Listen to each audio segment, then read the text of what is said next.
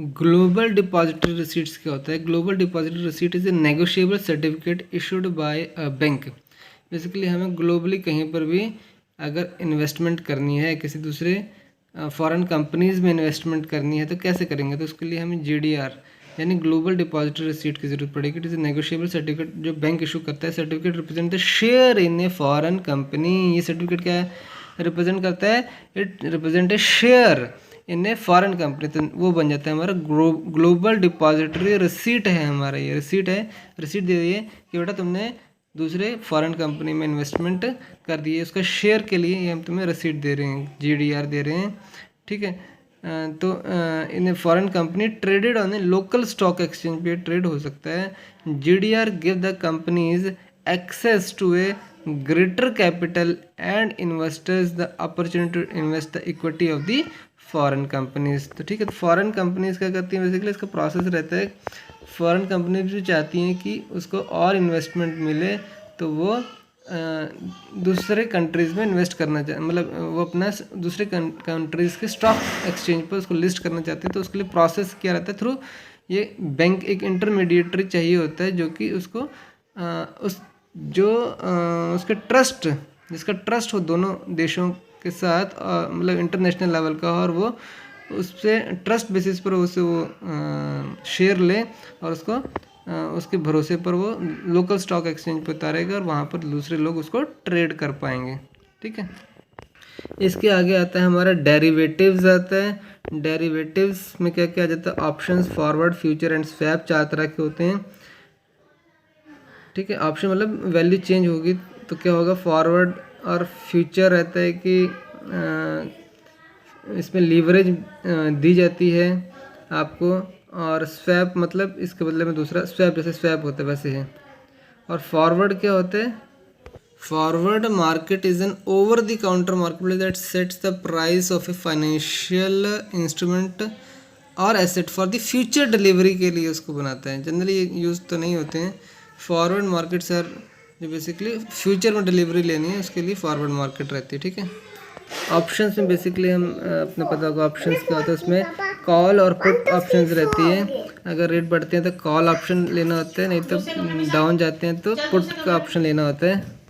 Swap basically क्या होता है? Swap is the financial world refer to the derivative contract where one party will exchange the value of an asset or cash flow with another. For example, a company that is paying a variable interest rate पे कर रही है might swap its interest payment with another company that will pay a fixed rate to the first company. ठीक है, तो variable interest rate पे कर रही है एक, तो वो कहते हैं नहीं मैं स्वैप करना चाहती हूँ विद द दूसरी कंपनी जो कि फिक्स्ड रेट पे कर रही है। ठीक है, इसे कहते हैं स्वैप मार्केट। तो कई तरह के हो सकते हैं, क्या क्या, जैसे कि इंटरेस्ट रेट स्वैप हो सकते हैं, बेसिस स्वैप्स हो सकते हैं, करेंसी स्वैप्स हो सकते हैं, इन्फ्लेशन स्वैप्स होते हैं, क्रेडिट डिफॉल्ट स्वैप्स होते हैं, कमोडिटी स्वैप्स होते हैं, इक्विटी स्वैप्स होते हैं। There are many other kinds of swaps.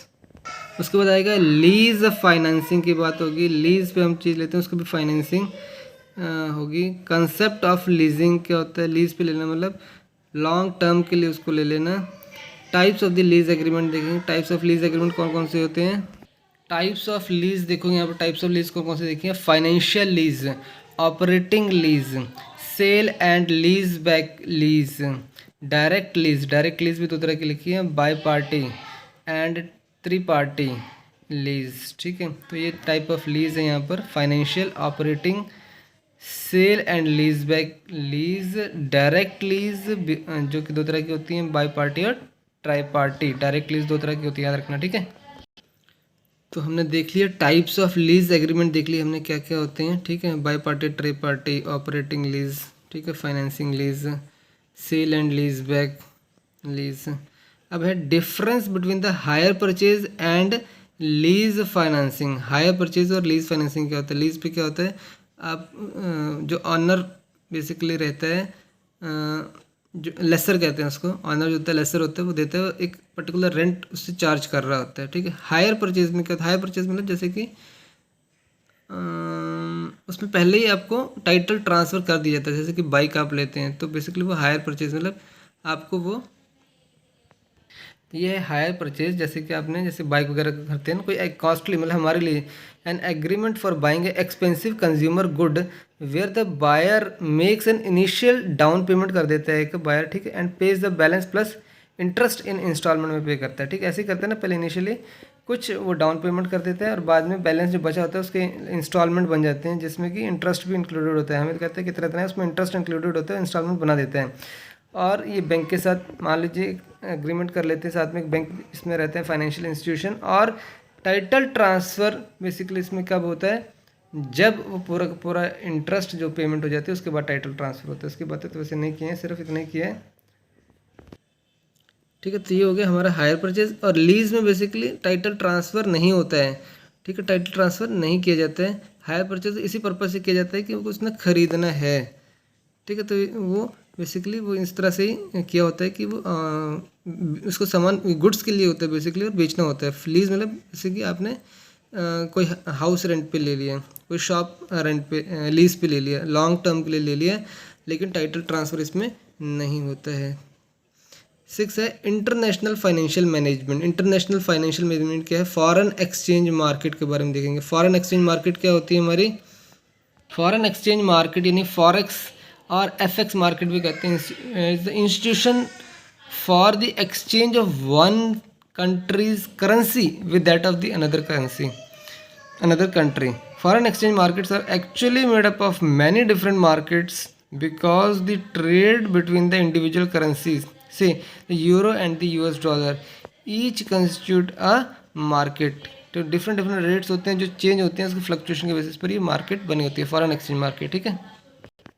Foreign exchange risk जो होता है basically it is the chance that the company will lose the money on the international trade because of the currency fluctuations, also known as the currency risk, FX risk and the exchange rate risk. It describes the possibility that the investment value may decrease due to the changes in the relative value of the involved currencies.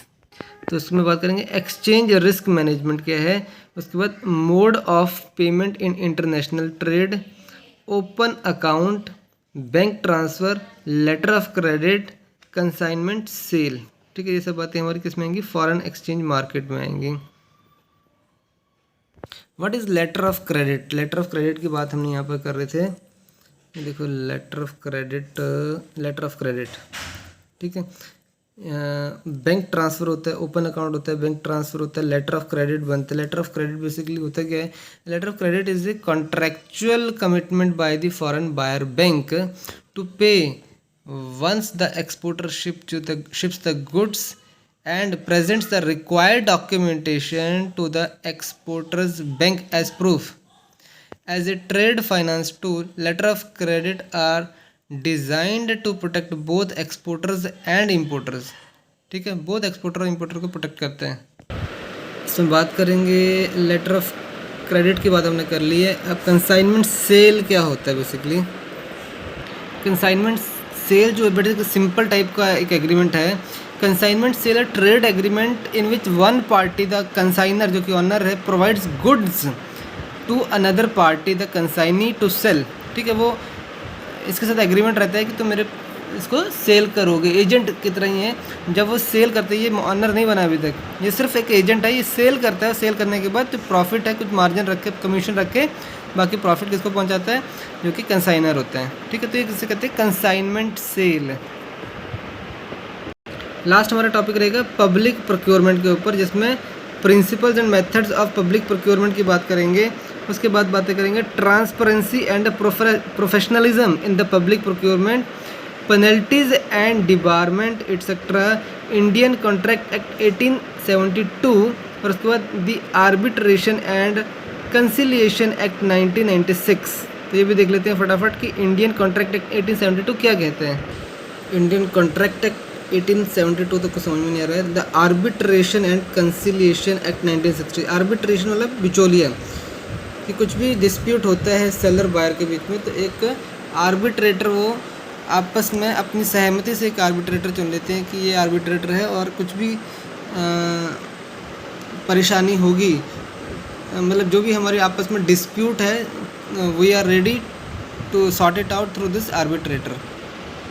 ठीक है। The arbitrator is the reference dispute between not less than two parties for determination after hearing both the sides in a judicial manner by a person or person other than the court of competent jurisdiction. जो arbitrator होता है basically वो actual court नहीं है, लेकिन उसमें जो बंदे हैं आर्बिट्रेटर वो लीगल बंदे हैं, मतलब वो या तो क्या होंगे एडवोकेट्स ही होंगे वो, ठीक है। इसकी ज़रूरत क्यों है? क्योंकि ताकि कोर्ट में मामले बहुत लंबे हो जाते हैं, जबकि यहाँ पर मामले जल्दी से सुलझ सकते हैं, ठीक है। Objective to ensure that rules are laid down for the international as well as the domestic arbitration and conciliation, ensure that arbitration procedure just, fair and effective हैं। तो arbitrator tribunal gives reason for award given, ensure that the arbitral tribunal acts within its jurisdiction to permit the arbitral tribunal to use the methods such as mediation and conciliation during the procedure of arbitration, minimize the supervisory role of courts to ensure that the arbitral award is enforceable as a decree of the court, ठीक है। enforceable होता है जैसे कि court का होता है।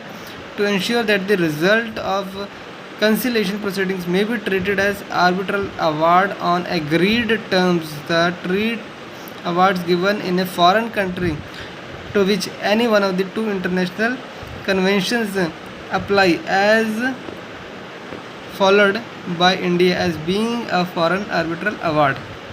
तो ये बस मोटा मोटा देख लेते हैं कि पार्ट 1 जो डोमेस्टिक आर्बिट्रेशन से बिलोंग करता है और पार्ट 2 जो है enforcement of certain foreign award से बिलोंग करता है, ठीक है। पार्ट 1 डोमेस्टिक हो गया, 2 फॉरेन हो गया, और part 3 provides for the conciliation, ठीक है। पार्ट 3 कंसिलेशन के लिए, पार्ट 4 जो है सप्लीमेंटल प्रोविजंस की बात कर रहा है। पार्ट 4 सप्लीमेंटल के लिए 3 कंसिलेशन वाला है, 2 फॉरेन वाला है और 1 जो डोमेस्टिक वाला है, ठीक है।